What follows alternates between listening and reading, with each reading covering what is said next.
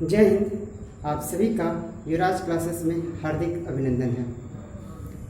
आज के इस भाग में, आज के इस वीडियो में हम लोग जो है भौतिक विज्ञान का एक महत्वपूर्ण टॉपिक ताप एवं ऊष्मा के बारे में डिस्कस करेंगे और इससे संबंधित प्रश्न कई प्रतियोगी परीक्षा में पूछे जाते हैं। वो कौन कौन से प्रश्न किस प्रकार से पूछे जाएंगे हम लोग चर्चा करते हैं।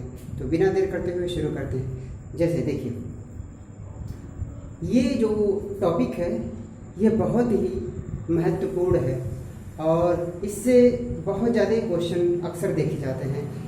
सिंपल ही क्वेश्चन होते हैं, खासकर जो है ग्रुप डी, रेलवे, एसआई, ये सारी परीक्षाओं में बहुत सिंपल आते हैं। लेकिन जनरली इस तरह के प्रश्न तो आते ही हैं। कैसे? जैसे पूछ लेता है कि मानव शरीर का तापमान, यानी मानव शरीर का जो तापमान है वह पूछ लेगा कि डिग्री सेल्सियस में कितना है, डिग्री फ़ारेनहाइट में कितना है, या फिर जो है केल्विन में कितना है। तो अगर पता होता है, जनरली हम लोगों को डिग्री सेल्सियस में पता होता है या फ़ारेनहाइट में होता है। केल्विन का बहुत ज़्यादा कन्फ्यूजन होता है। तो कौन कौन से हैं यही देखते हैं। तो मानव शरीर का तापमान जो होता है डिग्री फ़ारेनहाइट की बात करते हैं, जो क्लिनिकल थर्मामीटर के द्वारा हम लोग मेजर करते हैं। और डॉक्टर जब बुखार होता है तो वो फ़ारेनहाइट में ही बताता है टेम्परेचर। तो कितना होता है? 98.6 डिग्री फ़ारेनहाइट होता है। 98.6 डिग्री फ़ारेनहाइट होता है। यह हमारी बॉडी का नॉर्मल टेम्परेचर होता है। नॉर्मल टेम्परेचर यानी सामान्य ताप की बात करते हैं। और अगर जो डिग्री सेल्सियस की बात किया जाए कि हमारे शरीर का जो है नॉर्मल टेम्परेचर डिग्री सेल्सियस में है तो कितना होता है? तो वो 37 डिग्री सेल्सियस अर्थात 37 डिग्री सेल्सियस जो है हमारे शरीर का तापमान होता है जब हम लोग पूरी तरीके से फिट होते हैं, कोई फीवर, कोई बुखार नहीं होता है। ठीक है, ये डिग्री सेल्सियस की बात हुई है। अब केल्विन की बात करते हैं तो 310 केल्विन हमारे शरीर का सामान्य ताप होता है। 310 केल्विन। ठीक है, क्लियर? तो उम्मीद करते हैं ये बातें समझ में आ गया। डिग्री सेल्सियस में 37 डिग्री सेल्सियस, डिग्री फ़ारेनहाइट में 98.6 डिग्री फ़ारेनहाइट और केल्विन में हमारे शरीर का सामान्य ताप जो होता है वो 310 केल्विन होता है। ठीक है, चलते हैं अगले क्वेश्चन पे। देखिए, कह रहा -40 डिग्री पर सेल्सियस का तापमान और फ़ारेनहाइट का तापमान दोनों बराबर होता है। यानी जो तापमान जो है डिग्री सेल्सियस का है, जो तापमान डिग्री फ़ारेनहाइट का है, वह दोनों किस टेम्परेचर पर, किस वैल्यू पर जो है दोनों समान होंगे। तो -40 डिग्री सेल्सियस पर या -40 डिग्री पर जो है दोनों का वैल्यू क्या होगा? एग्जैक्ट सेम होगा, समान होगा। ठीक है, बात करते हैं जल की। नेक्स्ट क्वेश्चन की बात करते हैं। कह रहा है कि जल को 0 डिग्री सेल्सियस से 10 डिग्री सेल्सियस तक लाने पर आयतन पहले घटता है फिर बढ़ता है। यस, सही है। देखिए, जो जल है, यानी अगर जो जल का टेम्परेचर 0 डिग्री सेल्सियस है अर्थात वह बर्फ पर होगा। ठीक है, अगर कोई जल 0 डिग्री सेल्सियस पर आ गया है तो वह जम जाता है। ठीक है, आगे हम लोग इसमें देखेंगे। कह रहा कि अगर जो जल का तापमान 0 डिग्री सेल्सियस से लाते हैं और 10 डिग्री सेल्सियस तक लाते हैं, 0 से 10 डिग्री सेल्सियस तक, तो इसका जो आयतन होता है वह आयतन पहले क्या होगा? पहले आयतन घटेगा और फिर बाद में क्या होगा? बढ़ेगा।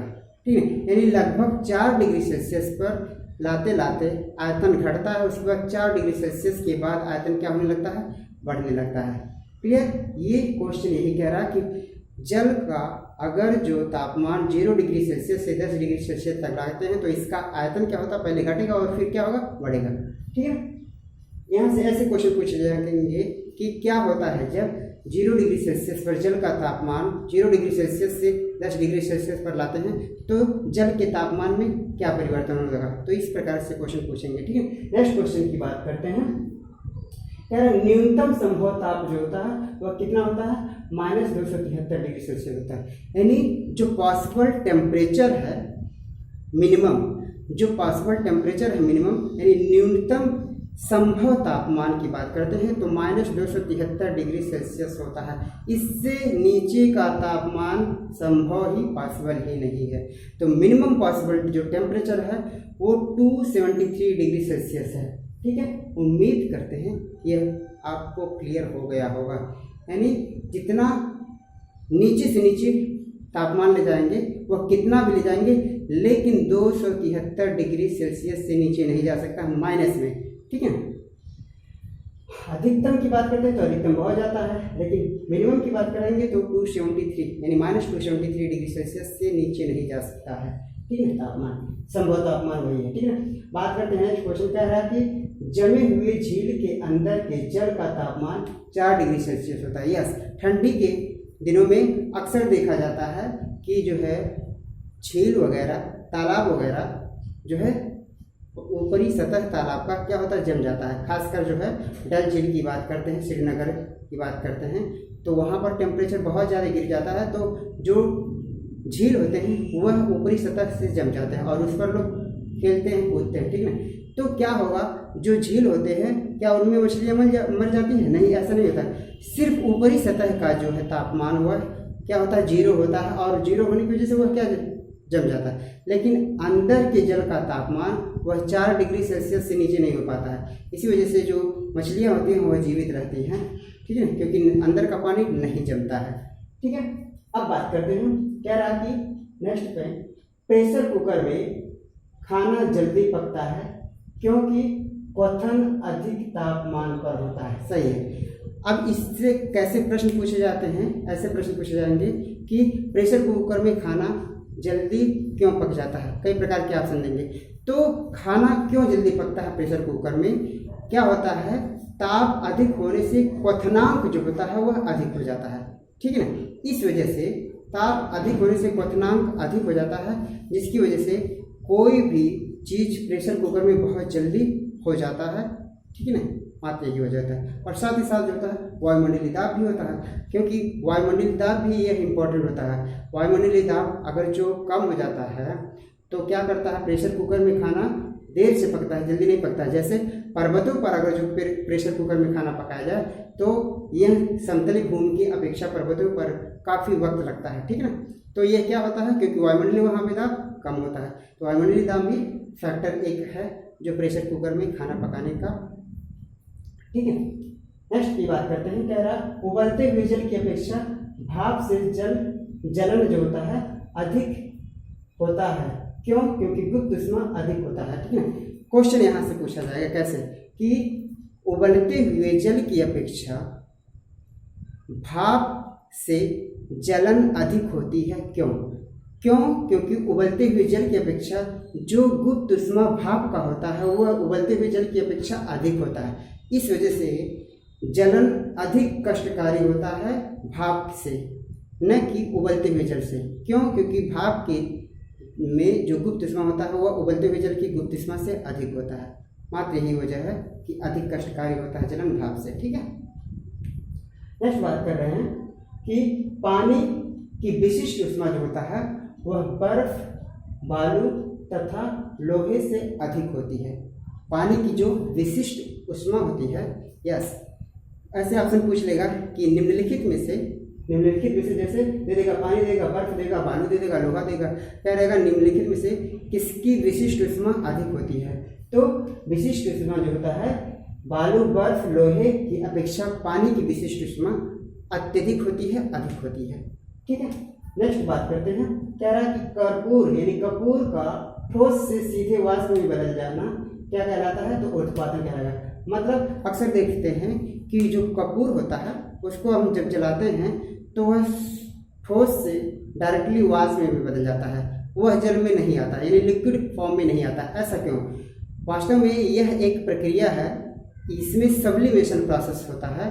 और सब्लिमेशन प्रोसेस में क्या होता है, जब किसी वस्तु को हम क्या करते हैं, हीट करते हैं या फिर तापमान उसका बढ़ाते हैं तो वह मेल्ट न होकर डायरेक्टली किसमें इवेपोरेट हो जाता है, यानी वाष्प में बदल जाता है। और इसी प्रोसेस को, इसी प्रक्रिया को क्या कहते हैं, उस पदार्थ का ऊर्ध्वपातन कहलाते हैं। ठीक है ना।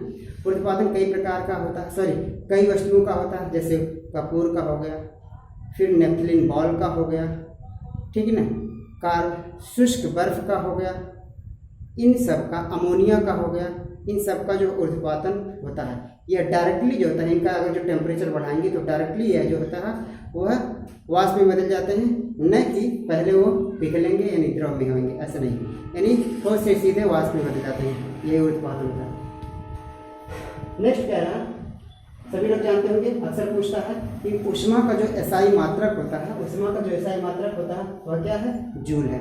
ऊष्मा का एसआई मात्रक क्या होता है, जूल होता है। ठीक है ना, ये भी पूछा गया क्वेश्चन। एक और बात करते हैं, एक स्टेटमेंट दिया है, स्टेटमेंट दिया है, कह रहा है कि अच्छे उत्सर्जक जो होते हैं अच्छे अवशोषक भी होते हैं, यानी जो अच्छे उत्सर्जक होते हैं, चाहे बात करते हैं हीट का, जो हीट बहुत अच्छी तरीके से उत्सर्जित करते हैं, वह हीट का अच्छी तरीके से क्या होते हैं, उत्सर्जक भी होते हैं, अवशोषक भी होते हैं।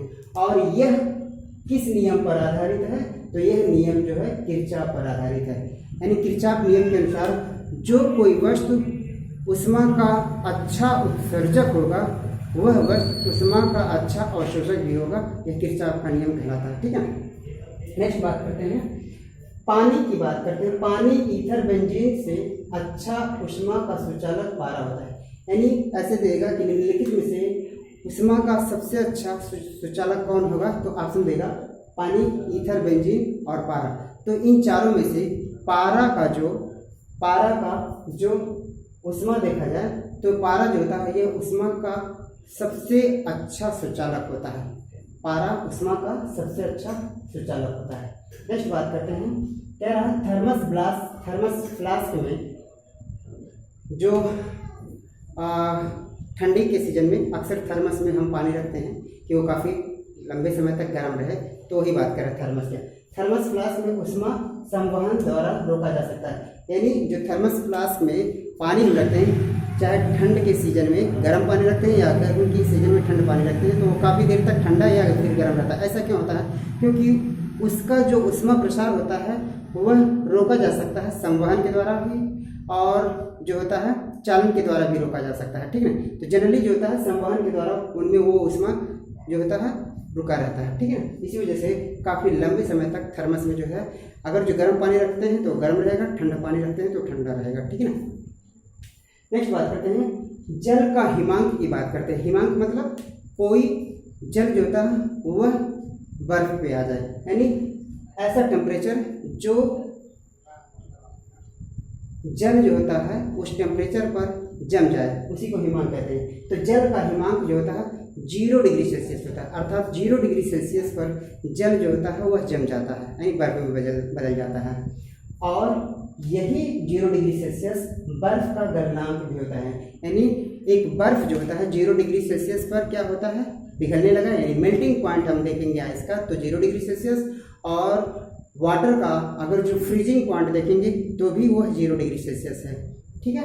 नेक्स्ट बात करते हैं, जल का क्वथनांक की बात करते हैं। तो जल का क्वथनांक जो होता है वह 100 डिग्री सेल्सियस होता है, यानी 100 डिग्री सेल्सियस पर जो है जल जो होता है वह क्या होगा, उबलने लगता है, यानी क्वथनांक यानी मेल्टिंग पॉइंट, बॉइलिंग पॉइंट की बात करते हैं। बॉइलिंग पॉइंट वाटर जो होता है, वाटर का बॉइलिंग पॉइंट वो 100 डिग्री सेल्सियस होता है।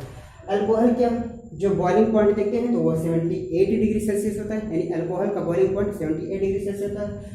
आयरन का अगर जो देखता है, आयरन का मेल्टिंग पॉइंट यानी गलनांक, आयरन का मेल्टिंग पॉइंट यानी लोहे का गलनांक जो होता है वह क्या होता है, 1535 डिग्री सेल्सियस होता है, या लोहे का क्या होता है, गलनांक होता है। एक और इम्पोर्टेंट पॉइंट है, पानी के जमने पर अगर जो पानी जमता है तो उसका घनत्व क्या होता है, कम होने लगता है, यानी पानी के जमने पर पानी का क्या होगा, घनत्व घटने लगेगा। और जब बर्फ पिघलेगा तो बर्फ का घनत्व क्या होता है, बढ़ता है। ठीक है।